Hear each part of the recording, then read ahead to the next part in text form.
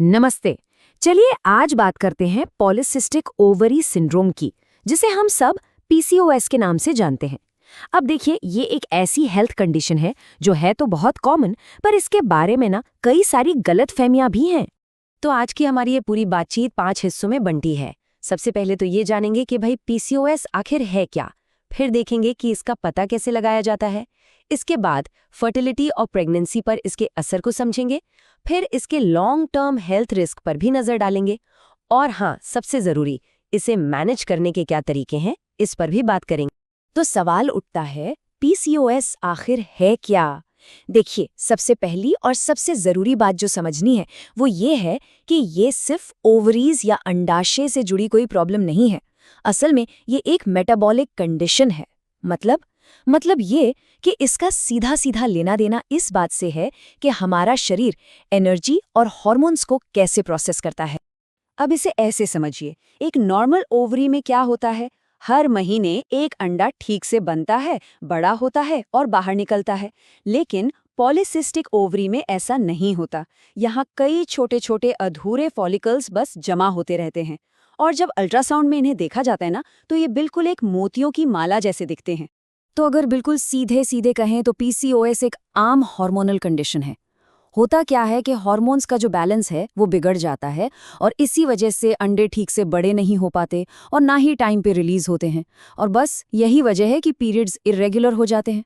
ठीक है, तो ये तो समझ आ गया कि पीसीओएस क्या है। लेकिन अगला सवाल ये है कि डॉक्टर्स इसका पता कैसे लगाते हैं। इसके लिए 3 मेन चीजों पर ध्यान दिया जाता है। पीसीओएस को कंफर्म करने के लिए एक सीधा सा नियम है। इन 3 में से कम 2 चीजों का होना जरूरी है। पहली चीज, पीरियड्स का इरेगुलर होना। दूसरी, बॉडी में एंड्रोजन्स यानी मेल हार्मोन्स का लेवल बढ़ जाना। इसके लक्षण क्या हैं, जैसे कि मुहासे होना या शरीर पर ज्यादा बाल आना। और तीसरी चीज, अल्ट्रासाउंड में वो मोतियों की माला यानी कई सारे छोटे छोटे फॉलिकल्स का दिखना।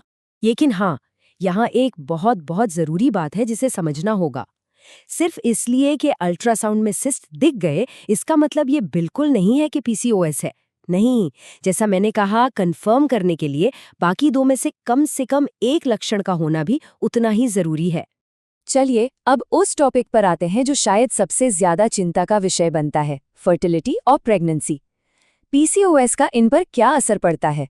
तो देखिए, प्रॉब्लम ये है कि हार्मोन्स का जो इम्बैलेंस है वो अंडे को टाइम पर रिलीज ही नहीं होने देता, और जाहिर है इससे कंसीव करने में मुश्किल आ सकती है। लेकिन अच्छी खबर ये है कि ये कोई फुल स्टॉप नहीं है। सही मैनेजमेंट और लाइफस्टाइल में कुछ बदलाव करके ओव्यूलेशन को वापस ट्रैक पर लाया जा सकता है। और सच तो ये है कि पीसीओएस के साथ भी ज्यादातर महिलाएं सक्सेसफुली कंसीव कर पाती हैं। हाँ, ये सच है कि प्रेगनेंसी के दौरान कुछ रिस्क्स पर ध्यान देना पड़ता है, जैसे जेस्टेशनल डायबिटीज़ या फिर हाई ब्लड प्रेशर का खतरा थोड़ा बढ़ जाता है। पर इसमें घबराने वाली बात नहीं है। सही देखभाल और रेगुलर चेकअप से इन रिस्क्स को काफ़ी हद तक मैनेज किया जा सकता है। ठीक है, प्रेगनेंसी की बात हो गई, अब जरा लंबी दौड़ की सोचते हैं। मतलब लॉन्ग टर्म में पीसीओएस का सेहत पर क्या असर पड़ सकता है। और ये आंकड़ा जरा ध्यान से सुनिए। अगर पीसीओएस को ठीक से मैनेज ना किया जाए ना, तो 40 की उम्र आते आते टाइप 2 डायबिटीज होने का रिस्क 50% से भी ज्यादा हो सकता है। 50%! ये बहुत बड़ा नंबर है।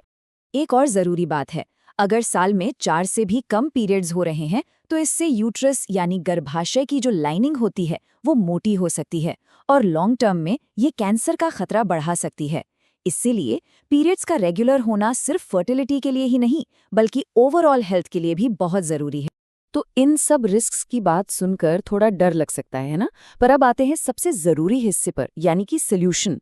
वो क्या तरीके हैं जिनसे हेल्थ की कमान वापस अपने हाथों में ली जा सकती है? देखिए, पीसीओएस मैनेजमेंट का सिर्फ एक सबसे बड़ा टारगेट है, और वो है शरीर की इंसुलिन के प्रति सेंसिटिविटी को सुधारना। बस, आप जितने भी सॉल्यूशंस देखेंगे ना, सब कहीं ना कहीं इसी एक चीज के इर्द गिर्द घूमते हैं। तो पहला एक्शन पॉइंट क्या है? वजन। अगर बीएमआई थोड़ा ज्यादा है तो सिर्फ, और मैं कह रही हूं सिर्फ, 5 से 10% वजन कम करने से भी ओव्यूलेशन रेगुलर हो सकता है। सोचिए जरा, इतना छोटा सा बदलाव कितना बड़ा असर डाल सकता है। दूसरा पॉइंट, एक्सरसाइज। यहाँ हमारा मैजिक नंबर है 150। मतलब हर हफ्ते कम से कम 150 मिनट की मॉडरेट इंटेंसिटी वाली एक्टिविटी करनी ही करनी है। और हाँ, इन 150 मिनटों में एक और चीज़ जोड़नी है। हफ्ते में कम से कम 2 दिन स्ट्रेंथ ट्रेनिंग।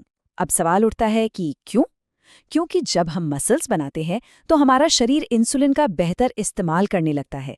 और यही तो हमारा मेन गोल है, इंसुलिन रेजिस्टेंस को कम करना।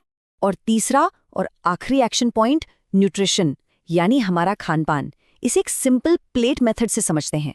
अपनी प्लेट का सिर्फ 25% हिस्सा सिंपल कार्ब्स जैसे सफ़ेद चावल या चीनी के लिए रखें। बाकी का जो 75% है उसे फाइबर और प्रोटीन से भर दीजिए, मतलब सब्जियां, दालें, ये सब। और रोज़ाना कम से कम 25 ग्राम फाइबर का टारगेट रखिए। इससे इंसुलिन स्पाइक्स को रोकने में बहुत मदद मिलती है।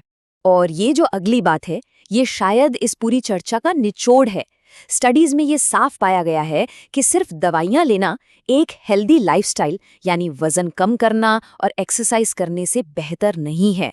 सोचिए, इसका मतलब है कि हमारी आदतें, हमारी लाइफस्टाइल दवाइयों जितनी ही या शायद उससे भी ज्यादा पावरफुल हो सकती हैं। तो आखिर में सवाल सिर्फ एक है, जब वजन, एक्सरसाइज और न्यूट्रिशन के इतने साफ और सीधे टारगेट सामने हैं, तो कोई अपने हार्मोनल हेल्थ को कंट्रोल में कैसे ला सकता है? ये सवाल किसी और के लिए नहीं बल्कि हमें खुद से पूछना है, क्योंकि इसका जवाब ही हमें अपनी सेहत का चार्ज लेने के लिए मोटिवेट करता है।